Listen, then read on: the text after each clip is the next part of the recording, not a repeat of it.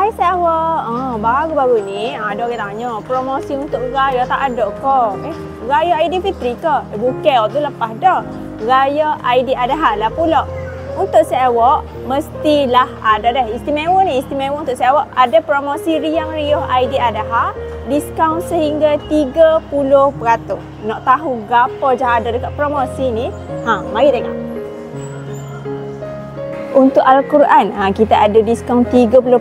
Lepas tu ada juga hak 25%. Pilih jenis hak guana. Ada macam-macam. Saya besar ke kecil ke ada belakang. Okey, lepas tu untuk Iqra pun ada juga Iqra dan juga buku agama. Diskaun sehingga 20%. Diskaun 15% untuk kelengkapan ibadah macam di penunjuk ni. Lepas tu tasbih digital, tasbih hak butir gini dan juga rehal.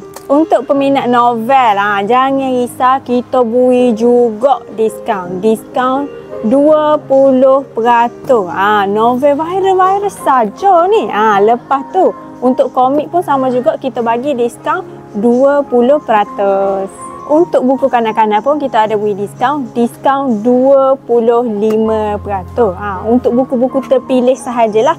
Contohnya macam saya pergi ni lah, Siri cepat membaca, bacalah anakku.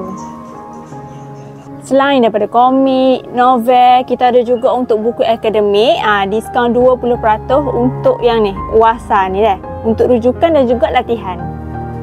Adik-adik hok nak SPM tu, ni kita bagi diskaun 25% untuk buku latihan. Macam-macam subjek ada. Pen ke, pensil ke, kertas kaji ke, kertas lukisan ke. Ni.